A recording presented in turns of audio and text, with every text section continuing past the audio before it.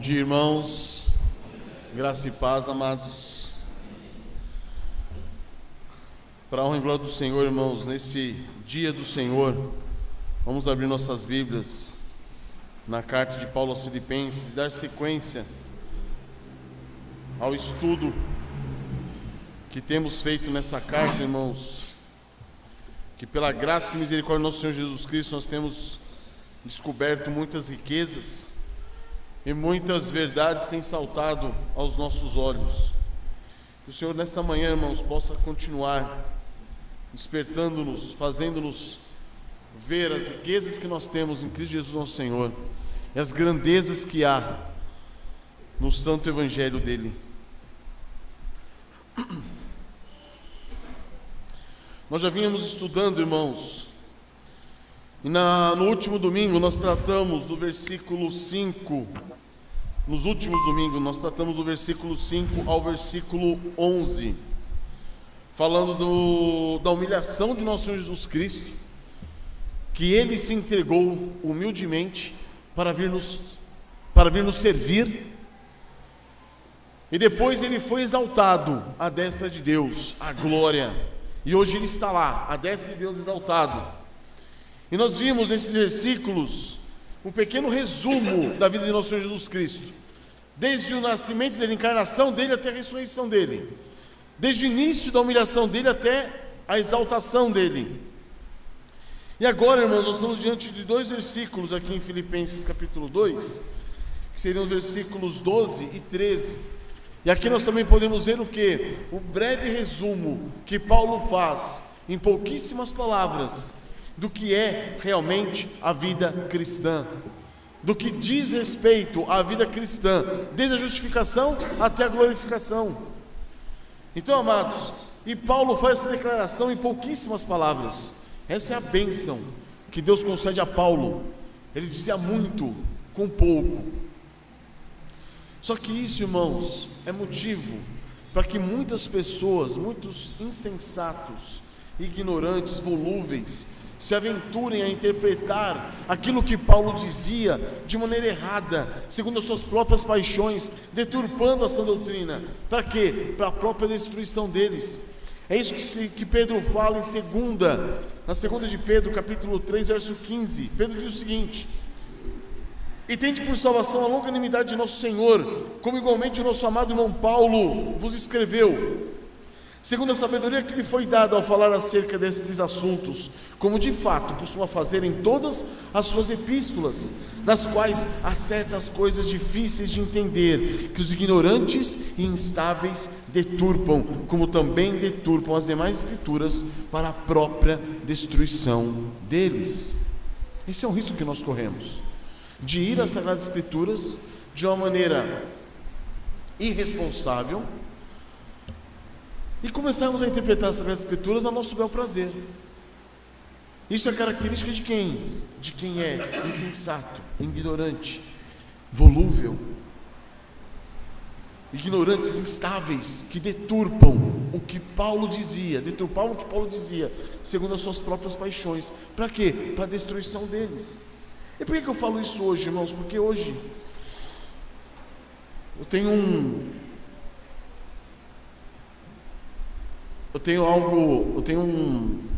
uma tarefa muito difícil, né? Um desafio muito grande, que é expor esses dois versículos.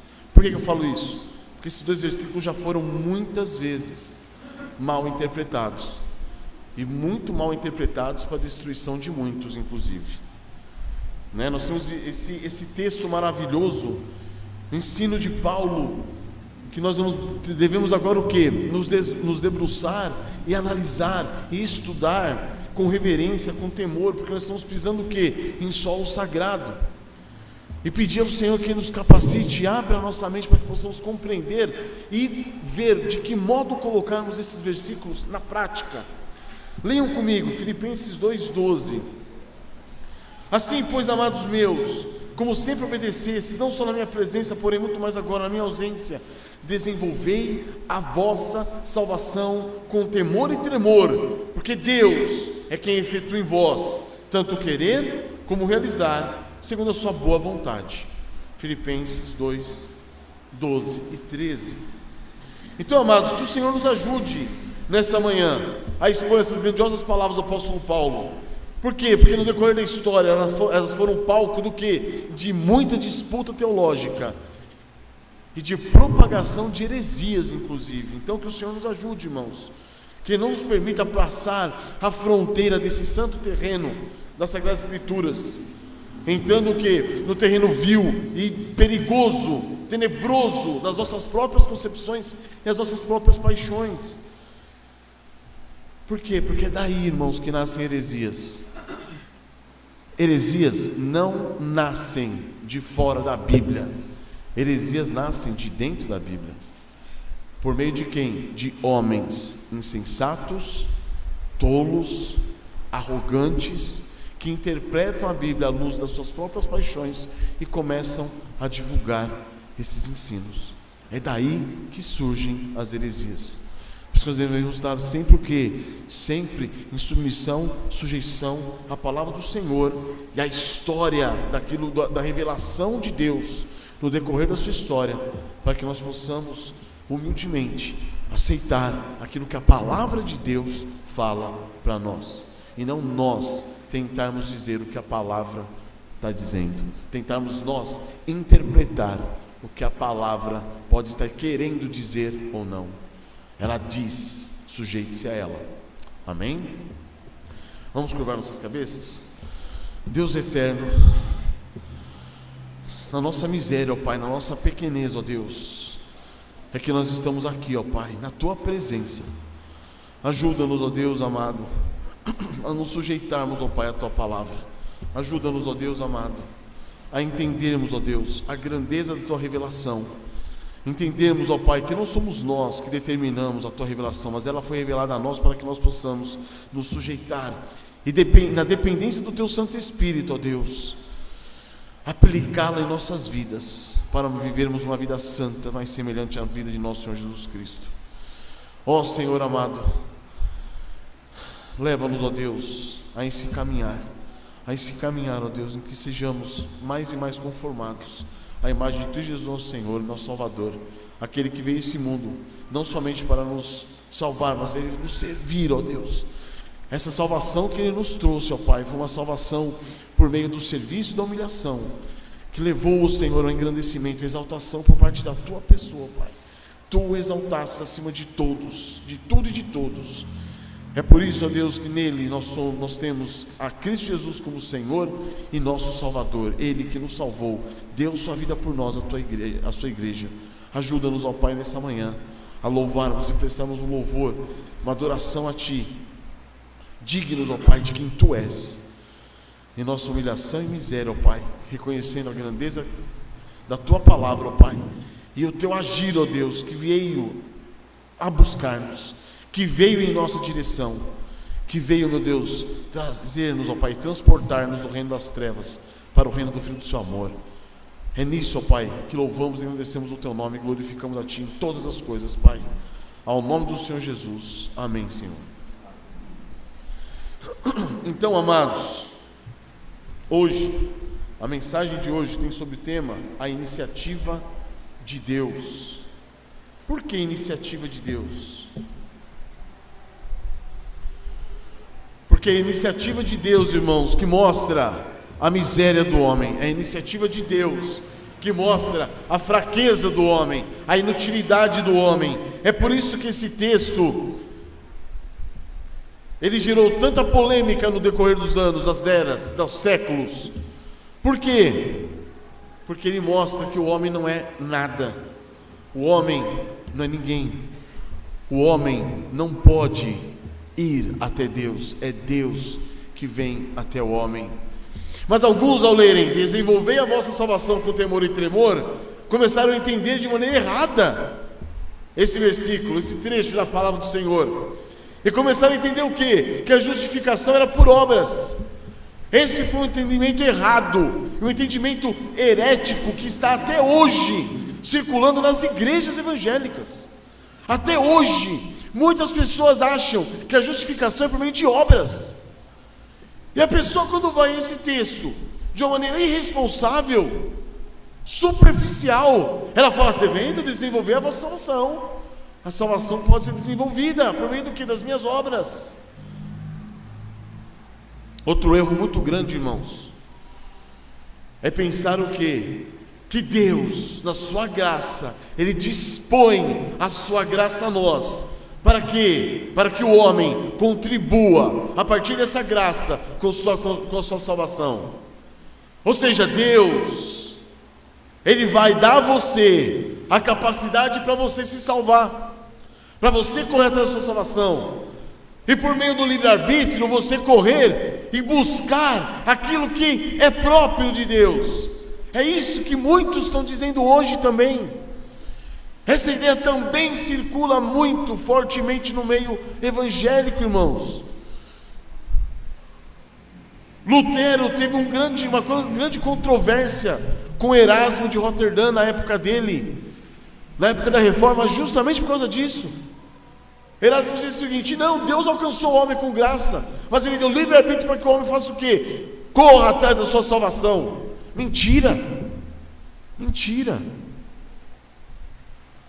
Outros dizem, irmãos, a respeito desses versículos, que eles apontam para uma salvação, uma santificação sinergista, uma santificação que não vem só de Deus, mas uma santificação que vem em parte de Deus, em parte do homem. Ou seja, é uma santificação disponibilizada por Deus, mas que o homem tem que contribuir com ela.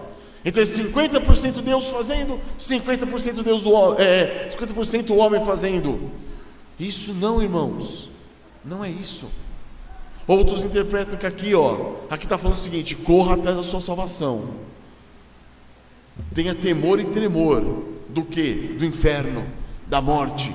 Está vendo? Desenvolver a vossa salvação com temor e tremor. Corra atrás da sua salvação. Por quê? Porque o inferno está chegando. Faça isso com medo, com temor, com tremor. Não. Tudo isso são interpretações erradas de um texto, irmãos, grandioso, que Paulo nos apresenta para a nossa edificação. Hoje, irmãos, nós não temos a pretensão de trazer mais argumentos para provar isso. Não é isso. A ideia aqui hoje, nessa manhã, é fazer como Paulo fez. Paulo apresentou essa verdade grandiosa a quem? Aos filipenses, tendo em vista o quê? O progresso espiritual dos filipenses. Paulo não se envolveu aqui com uma controvérsia. Também não quero me envolver agora numa controvérsia, não. Aqui nós estamos aqui o quê? Usando-nos desse texto que Paulo nos apresenta em Filipenses para o nosso progresso espiritual. Esse tem que ser o nosso objetivo: despertar em mim, despertar em você o que? Os eternos benefícios salvíficos de Deus em nosso favor, através de quem? De Cristo Jesus, e mostrando para nós a responsabilidade que nós temos diante dessa maravilhosa graça. Porque infelizmente hoje também existe uma vertente teológica que diz o seguinte: não, Deus fez tudo, Deus fez tudo, e eu não preciso fazer nada. Eu só preciso o quê? Gozar da salvação, gozar da graça, que também é mentira. Também é mentira. Então vamos compreender o que Paulo está dizendo aqui. Como que nós devemos viver vidas santas, vidas exercitadas à piedade para a glória de Deus a partir desse texto. E para isso, irmãos, eu queria dividir o texto em duas mensagens. Uma vai ser hoje, com a graça do Senhor, com a permissão dele, a próxima no domingo que vem. Hoje nós vamos tratar de pontos mais teológicos, fazer uma abordagem mais teológica, mostrando que a lógica dos versículos, a lógica de Paulo quando ele escreve esses versículos. E na semana que vem, com a graça do Senhor, vamos fazer uma abordagem mais prática, mostrando que como viver esses versículos, como colocar isso aqui na prática em nossas vidas, na dependência do Senhor. Então hoje, com essa visão mais teológica, mais doutrinária, nós vamos dividir o sermão em 5 partes. Primeiro, a salvação é um dom. Então nós vamos apresentar a salvação como um dom, enxergar a salvação como um dom de Deus. Segundo, ver a salvação como sendo algo que deve sim ser desenvolvido. Terceiro, ver a salvação como uma iniciativa de Deus. É Deus quem busca o pecador, como nós vimos na abertura do culto com o pastor William. Quarto, a salvação deve ser o quê? Mantida por Deus, ela é mantida por Ele. E quinto, irmãos, a salvação, ela é segundo a boa vontade de Deus. Amém? Vamos pegar o primeiro ponto. Vamos ler novamente o versículo 12. Assim, pois, amados meus, como sempre obedecestes, não só na minha presença, porém muito mais agora na minha ausência, desenvolvei a vossa salvação com temor e tremor. Irmãos, essa expressão já começa o seguinte, esse trecho já começa com a expressão, assim, pois, amados meus. O que ele está querendo dizer com isso? Por que ele começa assim, pois, amados meus? Ele está nos remetendo a tudo aquilo que já foi falado. Paulo está falando, diante de tudo que já foi falado, diante de todo esse contexto que eu apresentei para vocês até agora, agora sim, pois, amados.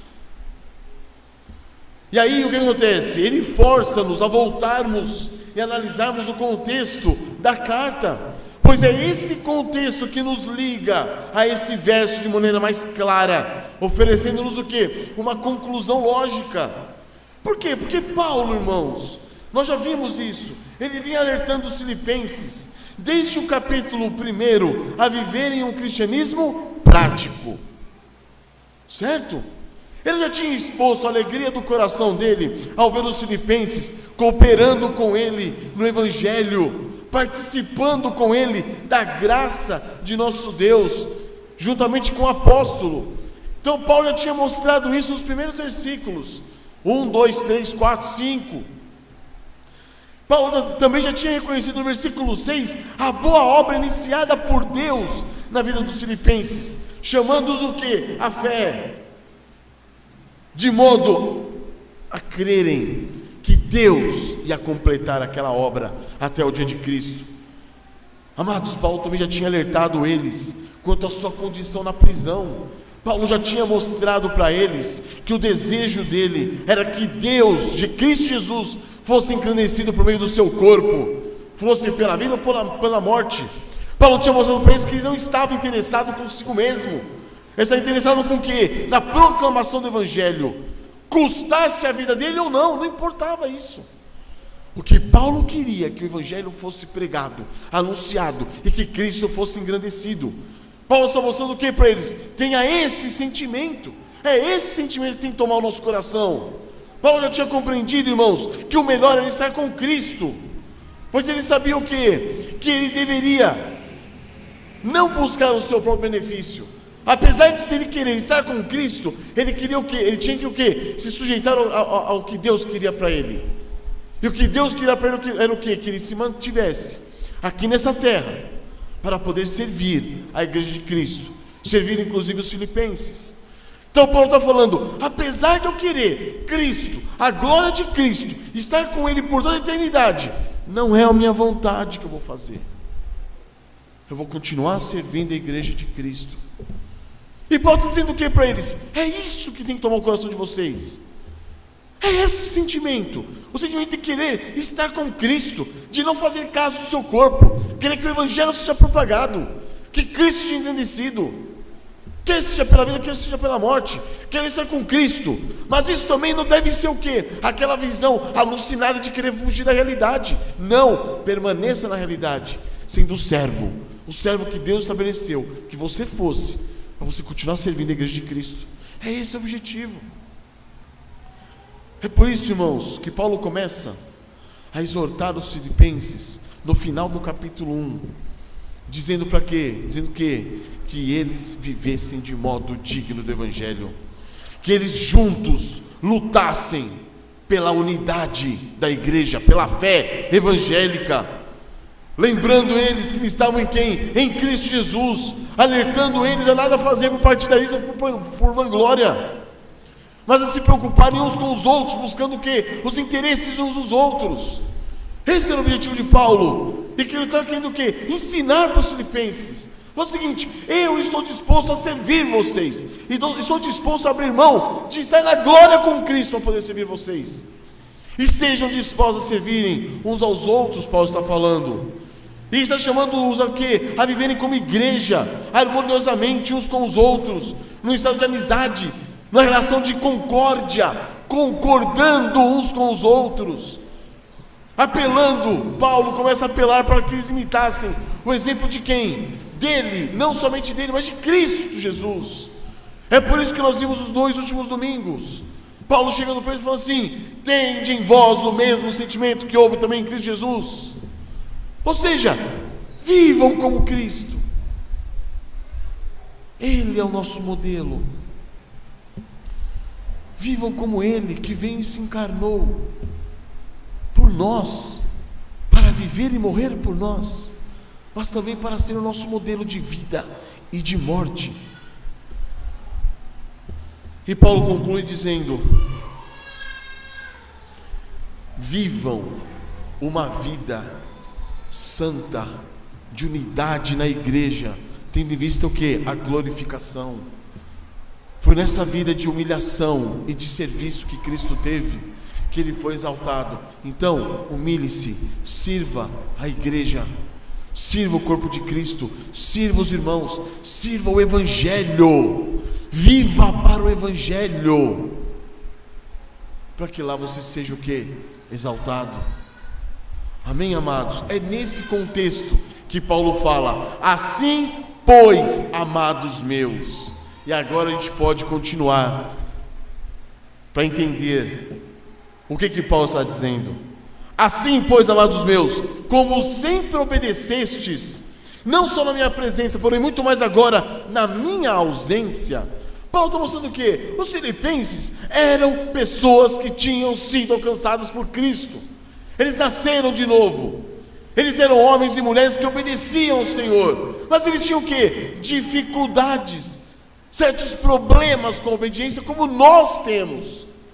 Cada um de nós temos. E Paulo começa a fazer o quê? O serviço de um pastor, que é o quê? Aprimorar essa obediência, aprimorar esse serviço, aprimorar essa sujeição dos filipenses, para que eles pudessem o quê? Caminhar mais semelhantes a Cristo, de uma maneira mais conforme ao Senhor Jesus Cristo. E como um pai incentivando os filhos à obediência, Paulo conduz os filipenses a quê? A continuarem obedecendo. Acontecesse o que fosse, continuem obedecendo. Como sempre obedecestes, não só na minha presença, mas muito mais agora na minha ausência, continuem obedecendo. Essa é a função de Paulo aqui. E não importava para Paulo, irmãos, se ele seria solto, se não seria solto, se ele permaneceria preso ou não, se ele seria martirizado ou não. O que Paulo está mostrando para eles é o seguinte: permaneçam obedientes, quer eu esteja com vocês, quer eu não esteja. Porque o objetivo de Paulo era o quê? Tirar o foco deles de Paulo e levar o foco deles para quem? Para Cristo. Permaneçam numa obediência sincera, mas uma obediência sincera ao Senhor Jesus Cristo, não a mim. É o que nós devemos fazer com nossos filhos. É um grande desafio que nós temos com os nossos filhos. Por quê? Porque a real obediência não é aquela da criança que obedece na frente dos pais. A real obediência é quando os pais viram as costas e a criança, mesmo sem os pais estarem observando, elas obedecem. Essa é a verdadeira obediência. Esse é o grande desafio que nós temos. Porque muitas das coisas que nós fazemos, muitos dos pecados que cometemos, é na consciência do quê? De que Deus não está vendo. Os irmãos não estão vendo, o pastor não está vendo, ninguém está vendo. Que obediência é essa? Então, amados, quer na ausência de Paulo, quer na ausência dos irmãos, quer na ausência de quem fosse, quando Paulo fala, vivei de modo digno do Evangelho, ele fala isso para quem? Para você, é para mim, independentemente das circunstâncias.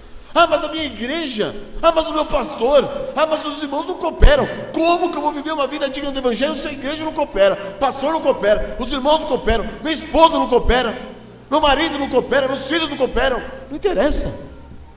Viver de modo digno do Evangelho você. independentemente das circunstâncias. É isso que Paulo está falando. Então, quer na minha presença, quer na minha ausência, vivam o Evangelho, obedeçam aquilo que eu tenho apresentado para vocês até agora. Vivam de modo digno, sujeitem-se e tenham Cristo Jesus como modelo de vocês. Humilhem-se, sirvam. É isso que Paulo está falando, irmãos. Por quê? Porque a verdadeira obediência, irmãos, ela não vem de temor e tremor, como nós vamos ver nos domingos que vem, com a graça do Senhor. Ela não vem de um temor da punição, um tremor das consequências do pecado. Não é disso que ela vem. A verdadeira obediência, ela vem por amor àquele que ordena, por amor àquele que está te direcionando. A verdadeira obediência vem disso. Quantos de nós já não viemos de igrejas legalistas? Faça isso, porque senão vai acontecer aquilo. Faça isso, senão vai acontecer aquilo. Isso é obediência? Não é. Isso é escravidão. Isso é escravidão. A obediência, irmãos, apesar de nós termos que deixar as nossas vontades de lado para obedecer, ela não é escravidão, ela é liberdade. Então que a gente consiga entender essas diferenças. Mas o que eles deveriam obedecer? Eles deveriam se sujeitar o quê? Às exortações que Paulo estava dando, desde o capítulo 1 até agora, o começo do capítulo 2. Exortações que convocavam eles a quê? A negarem a si mesmos, a tomarem a sua cruz, a morrerem uns pelos outros, como Cristo havia morrido por eles, de modo a promoverem o quê? A unidade na igreja, a unidade do corpo de Cristo. Esse era o objetivo. Uma obediência que devia ser exercitada como? Principalmente na ausência do apóstolo Paulo. Porque Paulo não sabia se ele seria liberto ou não. Paulo não sabia. E não importava. Quer eu esteja com vocês ou não, obedeçam. Vivam dignamente o Evangelho de Cristo. Então essa é a conclusão, irmãos, que Paulo faz no versículo 12. Como sempre obedecesses, não só na minha presença, porém muito mais na minha ausência. Agora, na minha ausência, foquem, centralizem os seus esforços para que vocês obedeçam.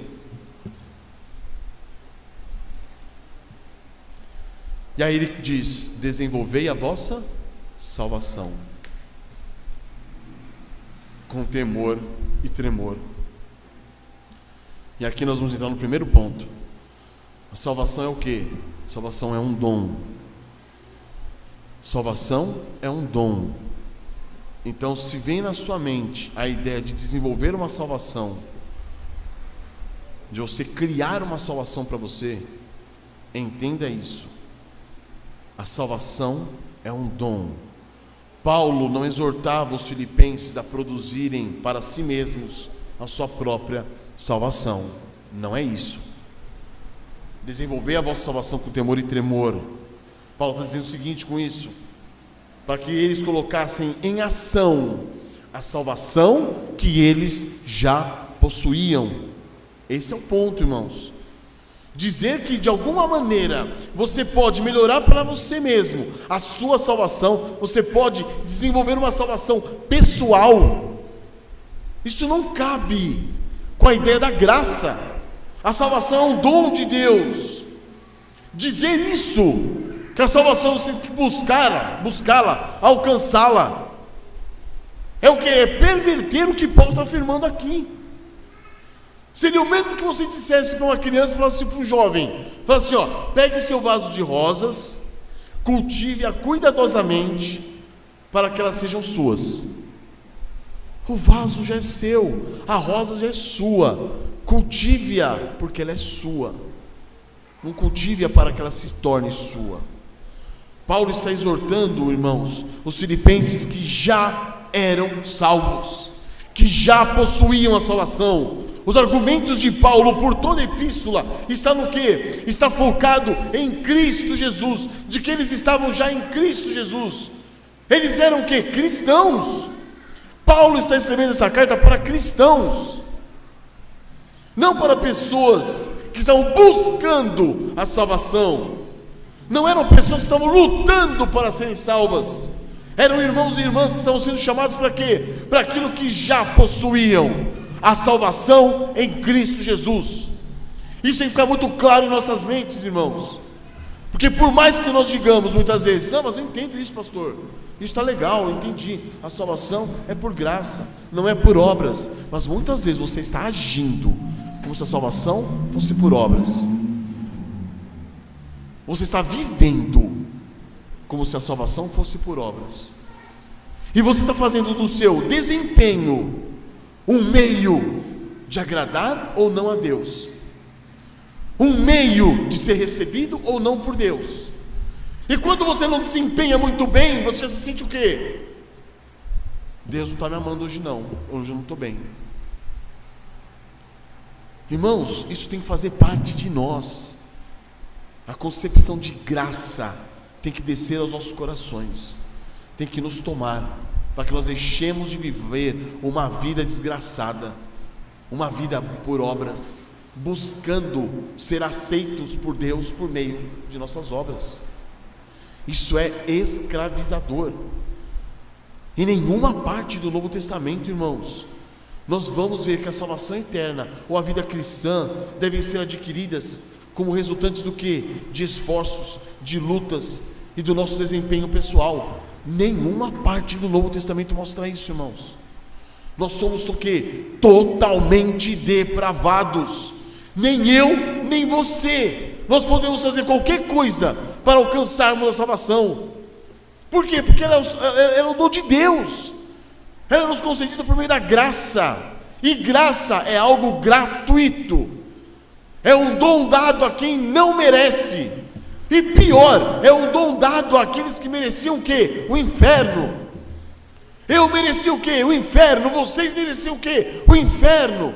Agora, se vocês estão aqui diante do Senhor nosso Deus,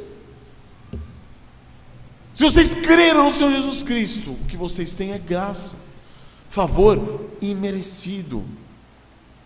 É por isso que em Efésios capítulo 2 versículo 8 nós lemos: porque pela graça sois salvos, mediante o que? A fé. Isso não vem de vós, nem a graça, nem a fé, nem a salvação. Ela é o que? Um dom de Deus, não de obras, para que ninguém se glorie. Efésios 2, 8 e 9. Então, irmãos, a salvação, nós devemos entender a salvação. O grande problema nosso é que nós muitas vezes interpretamos mal a palavra do Senhor, porque nós não compreendemos os aspectos da salvação. A salvação é dividida, irmãos, em 3 aspectos. Ela tem um aspecto inicial, que é a justificação. Ela tem um aspecto progressivo, que é a santificação. E ela tem um aspecto conclusivo, que é a glorificação. Na justificação, irmãos, é pela fé em Cristo Jesus que nós, eleitos de Deus, passamos a ser considerados como o quê? Isentos de culpa. Não há mais culpa do pecado sobre nós. De uma vez por todas, nós somos lavados pelo sangue de Cristo. É uma posição judicial, não tem volta, não tem retorno. Você foi considerado justo em Cristo. E em Cristo você vai sendo considerado justo até a sua morte, até a glorificação. Nós somos revestidos pela justiça de Cristo quando nós cremos. E definitivamente estamos livres da culpa do pecado. Meu irmão, se você não creu ainda nisso, creia no Senhor Jesus Cristo, porque esse é o fundamento do Evangelho. O justo viverá como? Por fé. O novo nascimento acontece como? Por suas obras? Não, por fé. A regeneração acontece como? Por suas obras? Não, por fé. Isso é graça. Então o aspecto inicial da salvação é a justificação. E é por meio da justificação que nós nascemos de novo. Como? Crendo. Justificados, pois, mediante a fé, temos o quê? Paz com Deus. Não existe mais ira de Deus sobre nossa cabeça. Nós somos o quê? Desculpados, inocentados de todos os nossos pecados, porque os nossos pecados foram lançados sobre Ele. no madeiro. Ele tomou sobre si as nossas enfermidades, os nossos pecados. Ele tomou sobre si a nossa condenação. E agora nós somos o quê? Livres de culpa, justificados diante do Senhor. Esse é o primeiro aspecto inicial, irmãos. O segundo aspecto progressivo da salvação é a santificação. Com a santificação, irmãos, não é assim que acontece. A santificação é distinta da justificação. A santificação, uma vez que você foi justificado, Deus olha para você e fala assim: não há mais culpa, não há mais pecado. Não há mais pecado na Simone. Não há mais pecado. Mais pecado no Edmilson. Não há mais pecado no Marcão. Não há mais pecado. Eles creram no Senhor Jesus Cristo e o sangue de Cristo lavou-os de todos os seus pecados. Contudo, agora inicia-se um processo de santificação. Um processo que se dá dentro de nós. Porque entendam, o processo de justificação, ele é extrínseco a nós. Como assim? Ele vem de fora. Foi você que se justificou? Foi Cristo? Foi outro? Como? De alguma coisa que vem de dentro de você? Não. Ele me justificou pelo seu sangue que me lavou. Mas foi algo que veio de você? Não. Foi as vestes de justiça dele que foram colocadas sobre mim. Só que Deus não se contenta, irmãos, com uma ação externa somente. Não se contenta em simplesmente considerar você como um justificado. Ele começa em você agora um processo de santificação, que se dá onde? Dentro de você. Dentro, pelo agir de quem? Do Espírito Santo. E ele é um agir o que? Progressivo, de modo a ir nos aperfeiçoando rumo à imagem de Cristo Jesus. Então esse é o aspecto da santificação. É por meio dela que nós somos o quê? Lavados continuamente, purificados continuamente, aperfeiçoados. A santificação então é um processo pelo qual nós nos vemos sendo livres do quê? Do poder do pecado. O problema da culpa do pecado já foi resolvido na justificação. Agora o problema é o quê? É o poder do pecado. Muitas vezes você se vê o quê? Tentado, porque ainda há o pecado dentro de você, você ainda é um pecador. Muitas vezes você cai em pecado, porque você ainda é um pecador. Só que isso vai sendo o quê? Com os tempos vai sendo galgado, aprimorado, aperfeiçoado. O quê? A imagem de Cristo em você. De modo que pecados que você outrora caía, você já não cai mais. Lutas que antes você tinha, não tem mais. Só que surgiram o quê? Outras lutas. E diante dessas lutas nós temos o quê? O poder do Espírito Santo para vencer o poder do pecado em nós. Isso é progressivo. E o último ponto, que é conclusivo, é a glorificação. É o estado final de todo crente, de todo cristão. Todo cristão que foi justificado, ele tem que ser necessariamente, tem que passar por um processo de santificação para o quê? Ser glorificado. Esse é o estado, irmãos, em que todos estaremos, todos os que cremos no Senhor Jesus Cristo, estaremos depois da nossa morte. Você crê no Senhor Jesus Cristo, depois da morte você será o quê? Glorificado com Ele. Você não creu no Senhor Jesus Cristo, depois da morte você será o quê? Condenado no lago de fogo. Então, amados, quando nós estivermos realmente livres, aí sim, estaremos livres do quê? Da presença do pecado. O pecado já não estará mais presente em você. O pecado já não fará mais parte de você. Ele será expurgado, arrancado de nós. Para quê? Para que possamos viver na eternidade em santidade na presença de nosso Deus. Então, amados, diante desses três momentos distintos da salvação, nós podemos considerar o quê? Que na justificação, como cristãos, pela fé, nós estamos salvos. Você, eu, já estamos salvos. Na santificação, como cristãos justificados, nós estamos sendo salvos. Estamos num processo de salvação. E na glorificação, como cristãos justificados, passando pelo que concluíram o processo de santificação,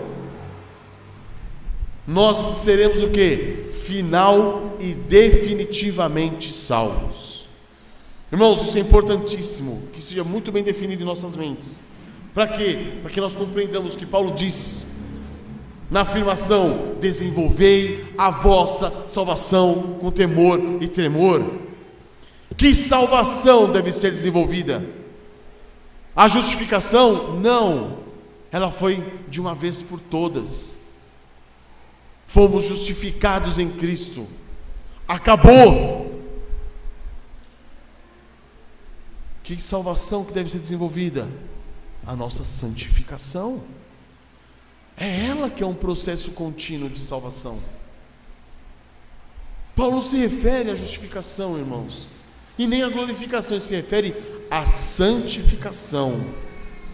Paulo está dizendo aos filipenses: façam algo para que os seus pecados sejam perdoados.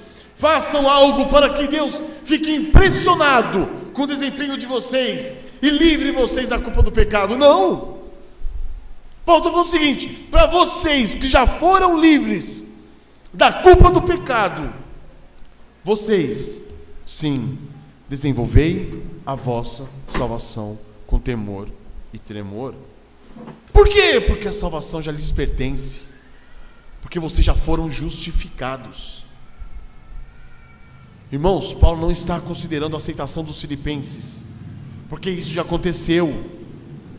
Já aconteceu. Deus já os aceitou, já os justificou em Cristo Jesus. Ele está se referindo agora ao quê? A uma limpeza, a uma purificação, a uma lavagem, a um aperfeiçoamento na santificação rumo à glorificação. Então o que interessa a Paulo, irmãos, não é o nascimento espiritual dos filipenses, não, mas o modo como eles iam viver a vida depois de nascidos. O que interessa a Paulo é o desenvolvimento da vida que os filipenses já haviam recebido pela graça de nosso Senhor Jesus Cristo. E ele não está interessado na aquisição da vida. Ele não está pregando o evangelho para os filipenses. Ele está falando de um desenvolvimento santificador para quem já havia sido salvo.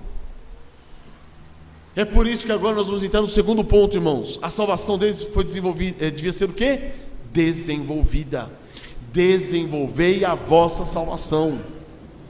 A santificação, irmãos, ela é um desenvolvimento. É na santificação que a salvação deve ser o quê? Desenvolvida. A nossa santificação é algo na qual nós somos o quê? Nós somos ativos e não passivos. O que você fez para você ser justificado? Nada. Foi uma condição de passividade. A justiça veio de fora de você. Mas e agora, na santificação? O que você deve fazer? Tudo. É uma condição de atividade. Porque ela vai vir de onde? De dentro de você.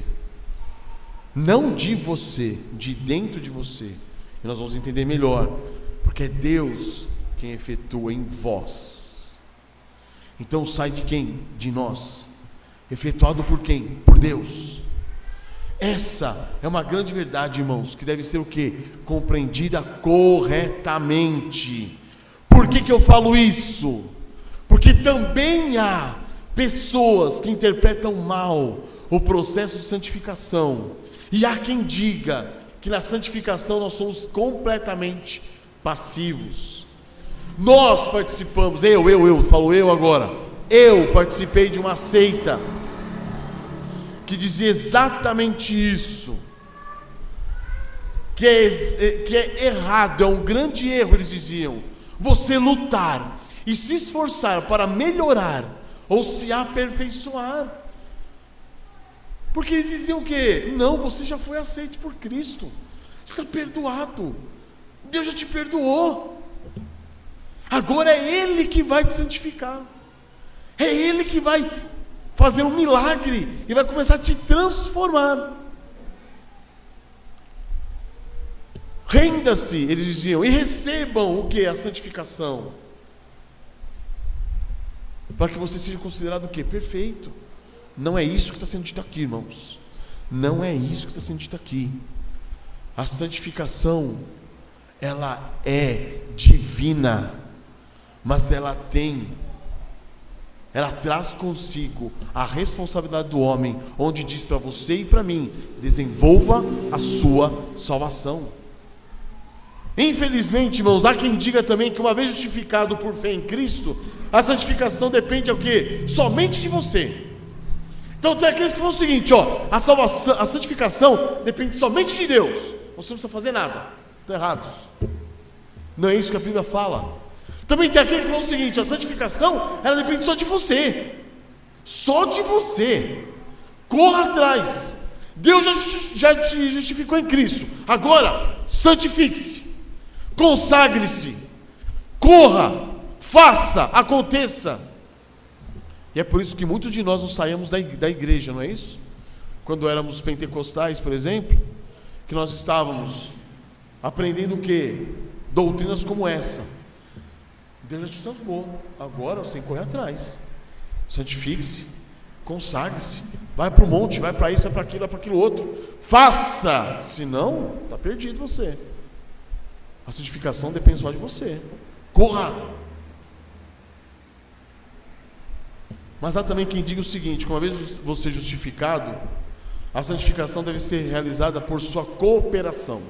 Ou seja, Deus já fez a parte dele, agora faça você a sua. Também não é isso.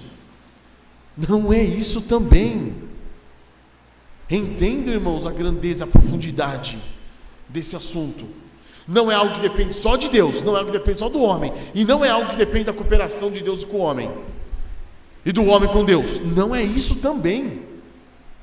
Porque também vai da ideia do que? Deus fez a parte dele, agora você faça a sua. E se você não fizer a sua, faça a sua parte com temor e tremor. Senão, não é isso. Nenhuma dessas posições estão corretas, irmãos. A verdade é que o apóstolo Paulo, irmãos, está dando um mandamento ativo para os filipenses: desenvolvam. Ou seja, faça algo, desenvolva a sua salvação. Ou seja, com todo o meu esforço, com todo o meu trabalho, com toda a minha luta, nunca conseguirei me transformar num cristão. Mas Paulo está falando: todo o seu esforço, todo o seu trabalho, toda a sua luta, concentre. Para quê? Para desenvolver a sua salvação.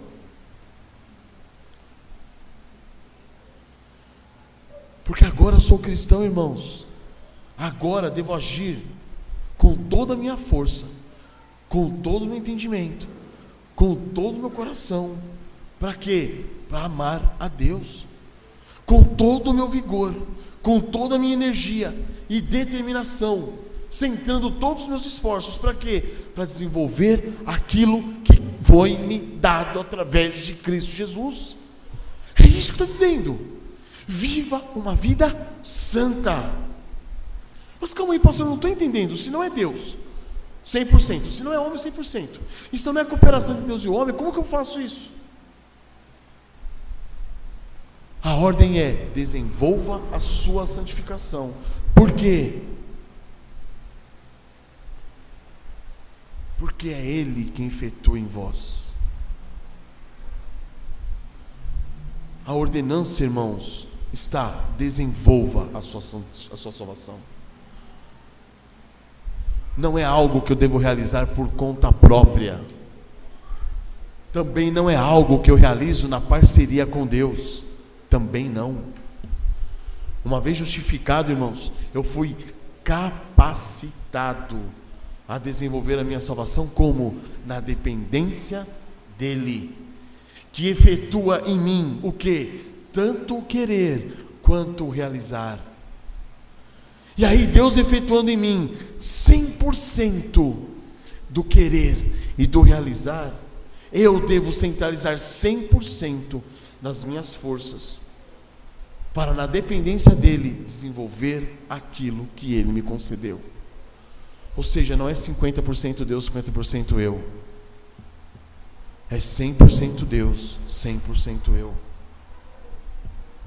É por saber que ele lhe deu uma vida santa em Cristo Jesus, que você deve o quê? Viver essa vida santa. A vida é totalmente dele, a responsabilidade é totalmente sua. Viva essa vida santa, de modo que lá na frente, quando você olhar para trás, você vai falar assim: Senhor, eu venci tal pecado, mas não fui eu, foi a graça dele em mim. Não é isso que Paulo diz? Fiz mais do que muitos deles fizeram, mas não eu, a graça de Deus comigo. É essa a ideia, irmãos. Se você pensar que foi 50% Deus, 50% você, ou mesmo que fosse 99% Deus, 1% você, você bateria no peito e falaria assim, ó, cheguei até aqui, e o meu 1% eu fiz. Não é para você a glória é para ele. É 100% ele, 100% você, para que depois de você ter corrido, depois de você ter lutado, depois de você ter se esmurrado, reduzido o seu corpo à escravidão, você olha para trás e fala assim: foi graça, não fui eu, mas a graça de Deus comigo. Amém, irmãos? Essa é a real condição nossa na santificação. Ela deve ser sim desenvolvida. Há uma ordem: desenvolva você a sua santificação, mortifique você a sua carne. Não é isso? Considere-se você morto para o pecado. Não reine o pecado no vosso corpo mortal. Não obedeça às suas paixões. Ofereça os seus membros. Não é isso, irmãos? Viva uma vida santa. Ofereça os seus membros como instrumentos do quê? Da justiça. Não ofereça-os como instrumento de iniquidade. Ofereça-se a Deus como ressurreto dentre os mortos. Por quê? Porque você foi ressuscitado com Cristo. Se você creu, você morreu com Cristo, você foi ressuscitado com Ele. Terceiro ponto, irmãos: a salvação é de iniciativa o quê? Divina. Como nós vimos na abertura do culto hoje com o pastor William, ninguém pode contestar a salvação, irmãos. Contestar que a salvação ela não é por iniciativa divina. Ninguém.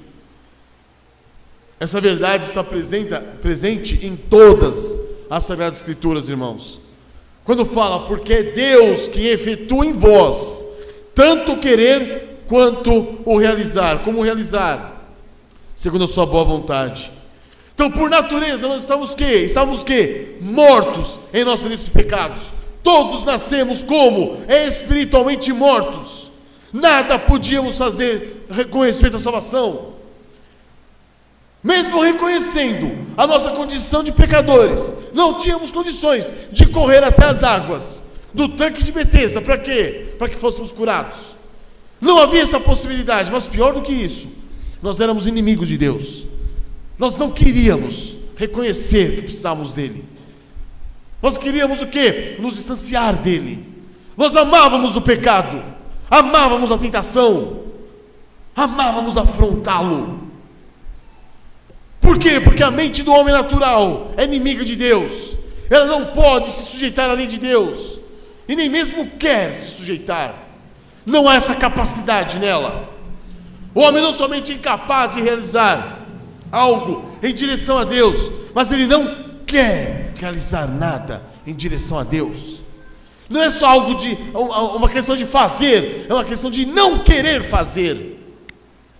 A mente humana está o quê? Alienada de Deus. Ela é totalmente contrária ao Senhor. Ela nem mesmo pode querer agradar a Deus.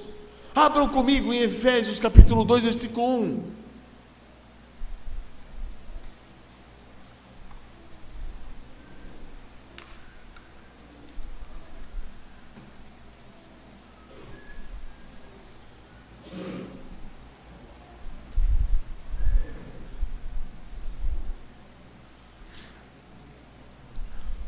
Paulo está falando aos Efésios, a quem ele tinha dado vida, ou melhor, aos Efésios que já tinham vida.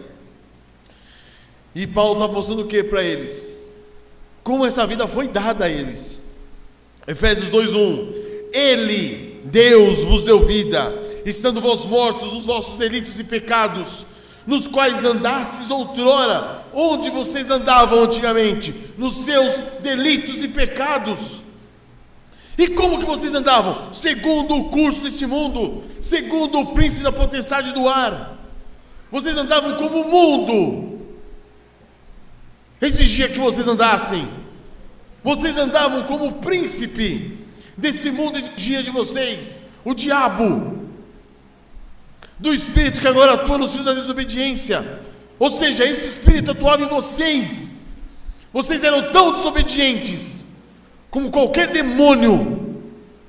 Por quê? O espírito, esse espírito do príncipe do mundo atuava em vocês, entre os quais também todos nós andamos outrora. E Paulo está falando, nós, eu também, está se incluindo.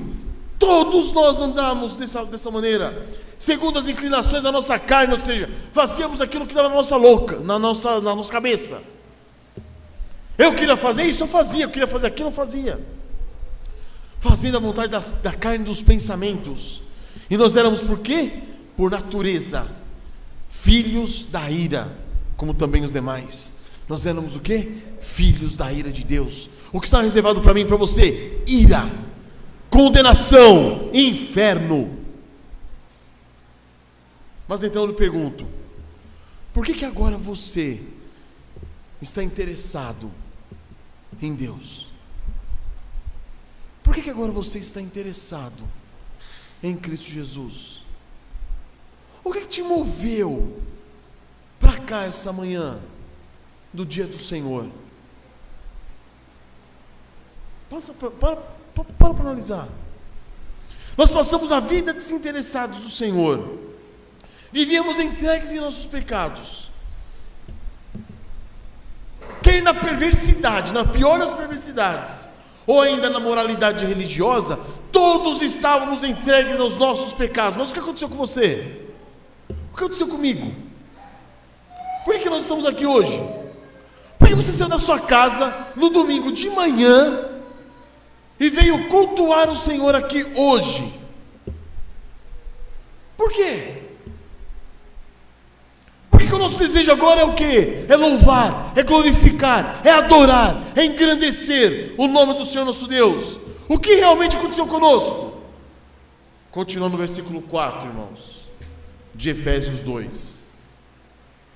Nós lemos 1, 2 e 3, versículo 4. Mas Deus, sendo rico em misericórdia, por causa do grande amor com que nos amou, e estando nós mortos em nossos delitos e pecados, o que Ele fez? Nos deu vida juntamente com Cristo. Quem que nos deu vida? Deus. Juntamente com quem? Com Cristo. Quando nós passamos aqui a ser bonzinhos? Não. Quando nós estávamos mortos em nossos delitos e pecados. Sendo rico em misericórdia, por causa do amor, movido pelo amor com que Ele nos amou, mesmo nós sendo inimigos dEle, estando mortos em nossos delitos e pecados, o que Ele fez? Nos deu vida. Vida. Quem pode conseguir vida? Quem pode dar vida a você, a si mesmo? Ele nos deu vida. Juntamente com quem? Com Cristo. Pela graça sois salvos. E juntamente com Ele, com Cristo, fez o quê? Nos ressuscitou. E nós vimos na semana passada que Cristo foi glorificado, e nós glorificados com Ele, e nos fez assentar nos lugares celestiais em Cristo Jesus, para mostrar o quê? Nos séculos vindouros, a suprema riqueza da sua graça, em bondade para conosco, em Cristo Jesus. Foi Deus operando em você, irmãos, em vocês. Foi Deus operando em mim. Foi o Espírito de Deus indo até você, apoderando-se de você, fazendo-o parar em meio àquela sua vida louca, perturbada, endemoniada, levando a pensar e a perguntar: por que você estava fazendo aquilo? Do nada, Deus começa a agir em você, e você começa a questionar tudo que está à sua volta. O Senhor se revela a você, dando-lhe certas percepções sobre você mesmo e sobre quem Ele é. Foi Ele que foi atrás de você, convenceu você dos seus pecados, foi Ele que conduziu você ao arrependimento, foi Ele que concedeu fé a você, foi Ele que despertou, que lhe deu vida, e hoje você está aqui, por causa dEle, só por Ele, por meio dEle, para Ele, mesmo quando você estava o quê? Completamente desinteressado dEle, Ele próprio se moveu até você, e começou a interferir na sua vida, tirou você da zona de conforto, tirou você daquela cegueira, iluminou os olhos do seu entendimento, lhe perturbou a mente, e fez você ver o que? A grande miséria do seu pecado, mas fez você ver o que também, o que? A grandiosidade do Salvador, que é Cristo. Foi iniciativa dele, não foi sua. Quarto ponto, irmãos, a salvação, ela é mantida por Deus.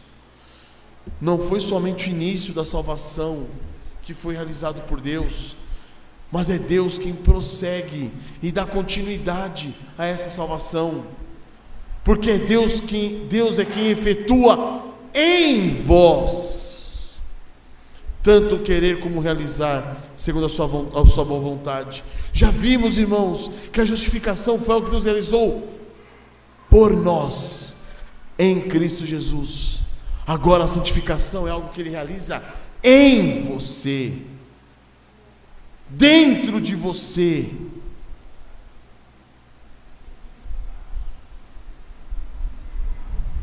Em Jesus Cristo nós fomos o quê? Justificados. Mas a partir de então, Deus começa a realizar algo dentro de você, dentro da sua pessoa. Ele começa a transformar o quê? A nossa natureza. E nas profundidades mais intrínsecas nossa, nas profundidades mais vitais do nosso ser, Ele começa o quê? A transformar você, fazer de você uma outra criatura. Deus é quem efetua em você o quê? Tanto o querer como o realizar, segundo a sua boa vontade. E isso, irmãos, é sublime, isso é incrível, porque é o próprio Deus, irmãos, o Deus criador de todo o universo, o Senhor Deus Todo-Poderoso, que está o quê? Efetuando em você, aqui dentro, o próprio Deus dando-nos energia divina, para que nós possamos viver uma vida santa, de modo que todo o seu desejo, todo o seu pensamento, todas as suas afeições, toda a sua emoção, toda a sua aspiração, aquilo que você anseia, que você projeta para você, é algo que Ele está produzindo em você. É Ele quem efetua em você tanto o querer quanto o realizar. Em você, pelo próprio Deus, Ele está agindo em você, Deus está controlando o teu querer. É Deus quem estimula os seus desejos. É Deus quem impulsiona as suas esperanças, os seus pensamentos, as suas aspirações.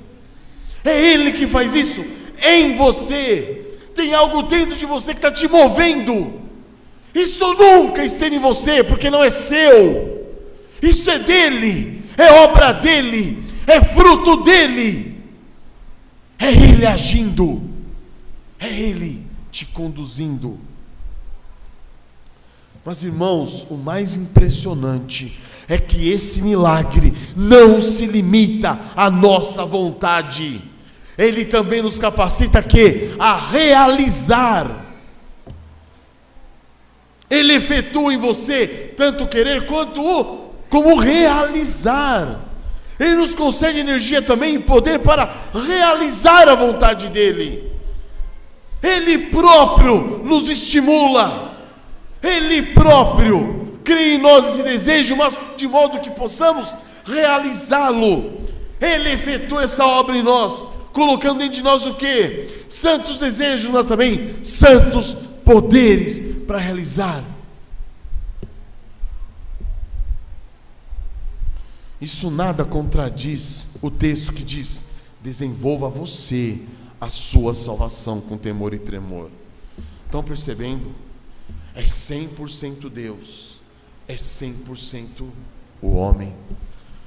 É a soberania de Deus e a responsabilidade do homem. Isso é algo tão complexo, irmãos, e tão discutido durante as eras da igreja, mas que nós devemos receber primeiramente como? Por fé, e depois vivermos uma vida santa. Por quê, irmãos? Porque é Deus trabalhando em nós, em nossa vida, para que se cumpra o quê? O seu grande propósito, de modo a agir em nós, mas não numa condição de passividade. É Ele controlando e direcionando ativamente os nossos desejos, os nossos pensamentos, afeições, emoções, aspirações, todo o nosso ser, de modo que Deus inicia o processo e nos leva a realizá-lo. E é Ele quem mantém esse processo, porque lá em Filipenses 1,6 nós vimos o quê? Que a boa obra iniciada por Ele em vós há de ser completada por quem? Por Ele. Só que Ele vai completar essa obra em você, com você desenvolvendo a sua salvação no temor e tremor. É Deus quem faz, de modo a não forçar a nossa vontade. Nossa vontade não está sendo violentada, pelo contrário, nós estamos sendo constrangidos pelo amor de Cristo. É com laços de amor que Deus nos traz. Para quê? Para que a nossa vontade seja a vontade dEle. E Ele persuade a nossa vontade com santos desejos, de maneira que nós passamos a querer aquilo que é santo. E o nosso desejo é o quê? Fazer a vontade daquele que nos salvou e realizar esses desejos que Ele tem colocado dentro de nós. A nossa vontade não é violentada. Nós vamos, por amor, colocar a orelha na verga da porta, para que ela seja furada, porque eu quero servir. Como? Por amor. Mas não saio de lá por amor e vou para a cama deitar e falar assim: agora meu Senhor me ama. Não, eu vou levantar e vou o quê? Servir ao Senhor que me ama. É por isso que Deus efetua em nós tanto querer como realizar, para que nós tenhamos condições do quê? De desenvolver a nossa salvação com temor e tremor. E aqui nós vamos para o último ponto, irmãos. A salvação é segundo o quê? A sua boa vontade. Deus iniciou essa obra Foi ele que iniciou. Mas por que ele iniciou? Por que ele iniciou essa obra? Porque ele decidiu efetuar isso tanto em mim como em você. Por quê? Por que ele decidiu efetuar o querer e o realizar em mim e em você? É Deus quem efetua em vós tanto o querer como o realizar segundo a sua boa vontade. Mas por quê? Porque apesar de que nós éramos mortos em nossos delitos e pecados, inimigos, rebeldes, Ele decidiu, por livre e espontânea vontade, movido pelo beneplácito da sua vontade, Ele decidiu o quê? Efetuar tanto em mim como em você o querer e o realizar segundo a sua boa vontade. Irmãos, isso é grandioso, irmãos, é sublime. Porque embora rebeldes, pecadores, miseráveis, merecedores do inferno, Ele, por sua bondade, unicamente movido pela sua misericórdia e amor, pela sua bondade, Ele vai e faz o quê? Ele inicia a obra que Ele está mantendo e que concluirá. Estou plenamente certo que aquele que começou a obra em vós há de completar até o dia de Cristo. Filipenses 1,6. Então, amados, conhecer e crer nessa verdade é algo fundamental, irmãos, para a nossa vida espiritual. E não só isso, é algo revigorante. Por quê? Porque é o combustível que nós precisamos para perseverarmos na santificação. Por que eu devo perseverar na santificação? Porque Deus está me dando sentimentos santos, desejos santos, e juntamente com esses desejos santos está me dando capacidade para resistir a esses pecados que tenazmente nos assediam, a essas tentações que estão vindo para cima de mim. É por isso que eu venço o pecado, mas não eu, a graça de Deus comigo, o agir dele em mim, o conceder dele ao meu coração o quê? Querer, e a capacitação dele para realizar. É por isso que Deus controla a nossa vontade com laços de amor. Ele concluirá a obra que o Espírito Santo começou, que Ele próprio começou a fazer. Ele vai concluí-la, Ele vai terminá-la. É Deus efetuando em você, irmão. É Deus fazendo em você, irmã. É Ele vai fazer você desejar a vida cristã. Mas não para por aí. Ele vai fazer você realizar essa vida cristã. Ele está te dando santos desejos, mas Ele está te dando santa capacitação para você viver em santidade, você viver na luz, viver para a glória dEle, seguir os passos de Cristo, andar como Ele andou, não fazer nada por partidarismo, nem por vanglória. É Ele que te capacita a se preocupar com os irmãos e deixar você de lado, a buscar os interesses da igreja, do corpo de Cristo, e não os seus. É Ele que te capacita a amar os seus inimigos. Aí você fala assim, mas isso é impossível. É impossível para a praga da sua carne contaminada pelo pecado, mas para Ele nada é impossível. É Ele que vai te capacitar, irmãos, a reconhecer seus pecados, a confessar seus pecados, a pedir perdão dos seus pecados, tanto para Ele quanto para os irmãos a quem vocês ofenderam. É Ele que te capacita a viver essa vida santa. É Ele que te capacita a realizar aquilo que Ele iniciou em você. Então, desenvolva a sua salvação com temor e tremor. Por quê? Porque lhe é dado tanto o desejo como o poder em Cristo Jesus para você desenvolver essa salvação e viver uma vida santa. Isso deve nos mover a viver uma vida de santidade, irmãos. Viva aquilo que Deus já está efetuando em você. Sobre a expressão com temor e tremor, nós deixaremos para o domingo que vem, irmãos. Com a graça do Senhor, nós trataremos sobre essa expressão e voltaremos a pegar mais alguns assuntos. Mas vocês entenderam como que a justificação é realizada em nós? Pela fé unicamente. Pela fé somos salvos e somos lavados pelo sangue de Cristo. E Deus olha para você e fala assim: Natália é justa por causa de Cristo. Jaci é justa por causa de Cristo. Gilmar é justo por causa de Cristo.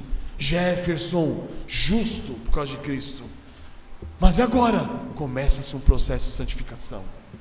Quem? Deus vai realizar tudo, eu fico de boa na rede esperando? Não. A responsabilidade então é minha, eu tenho que fazer tudo, porque Deus já me justificou? Não. Então é parte de Deus, parte minha? Não. Deus fez tudo em você. Agora viva a vida que Deus lhe concedeu. Desenvolva essa santificação na dependência dEle, em sujeição a Ele. Quando aparecer a tentação na sua frente, fala: Deus me livra. Não, Senhor, me dá forças. Tu tens dado em mim tanto querer quanto realizar para resistir a essa tentação. Vira o seu rosto, vira o olho, não olhe, não ouça, não levante sua mão, não mexa os seus pés. É para o pecado? Não. Não faça dos seus membros para a iniquidade. Faça dos seus membros para a justiça. Porque você não é mais escravo do pecado. Você pode resisti-lo, porque há uma vida dentro de você que resiste ao pecado. Há um desejo que Deus colocou em você, um querer e um realizar. E eu queria concluir, irmãos, lendo rapidamente um trecho que já passou muito da nossa hora, de 2 de Pedro, capítulo 1. Depois vocês leem em casa, com a graça de Deus. A gente vai pegar semana que vem, domingo que vem, esse trecho. Mas Pedro começa a sua segunda carta dizendo justamente isso.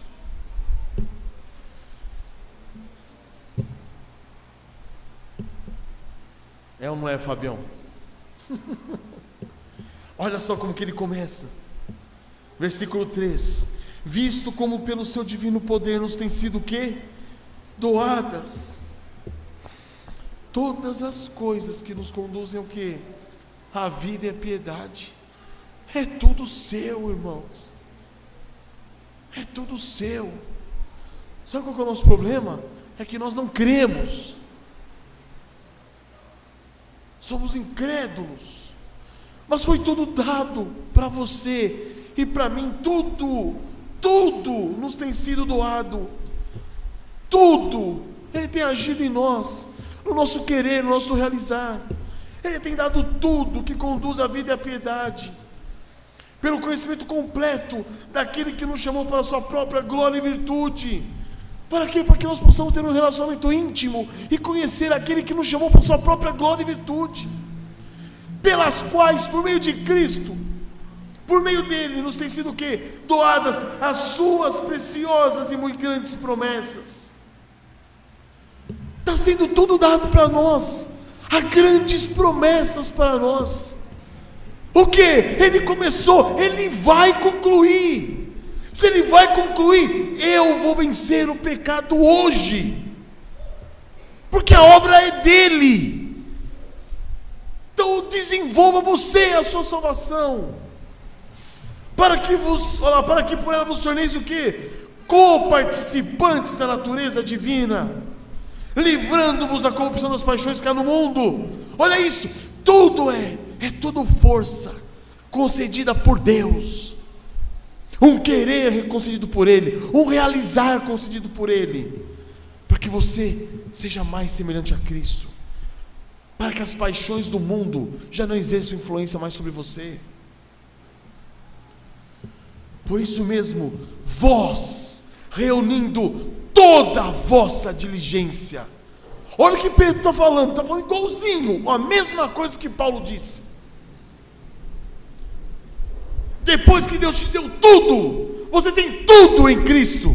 Agora junta tudo isso, reúna toda essa diligência, tudo isso em santo cuidado, e associando o que? A vossa fé. Olha o ponto principal: a justificação é somente pela fé, a santificação é associado à fé.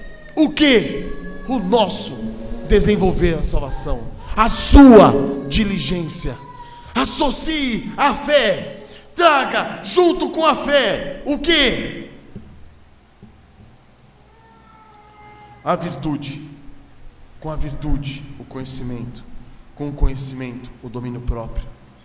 E aí, irmãos, ele vai dar sequência dessa corrente santa, gloriosa da santificação. Então tudo foi dado a você, tudo foi dado a mim, para vivermos o que? Vidas santas. Olhemos para Cristo. Tende em vós o mesmo sentimento que houve também em Cristo Jesus, para que vivamos como a semelhança dele, sujeitos a ele, na dependência dele. Amém, amados? Vamos curvar nossas cabeças. Deus eterno, quão maravilhoso tu és, ó Pai. Quantas bênçãos, meu Deus, foram nos dadas em Cristo Jesus, ó Pai. Tem misericórdia, meu Pai, na nossa incredulidade, da nossa ignorância, da nossa arrogância, ó Deus, de muitas vezes querer vencer o pecado por conta própria, ó Pai.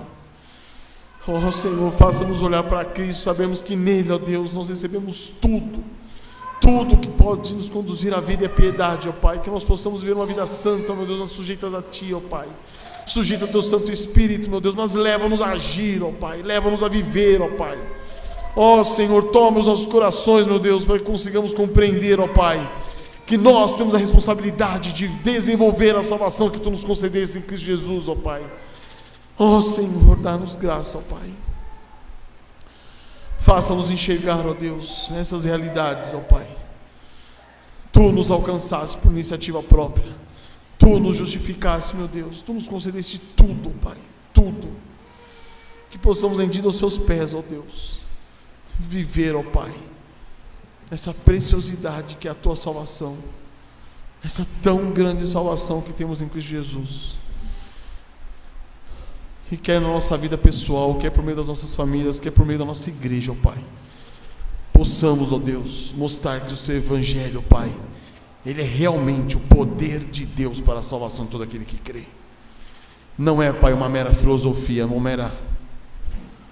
mera ideologia, ó Deus, algo que está nas nossas mentes, mas algo, ó Deus, que muda o nosso comportamento, muda a nossa vida, muda o nosso agir, ó Pai, o nosso viver. Exerça, ó Pai, essa mudança em nós, ó Deus. Aviva a Tua obra em nosso meio, Pai, para que o Evangelho não fique somente nos nossos lábios, mas sim na nossa vida, para a honra e glória do Teu santo nome, ó Deus. Amém, Senhor.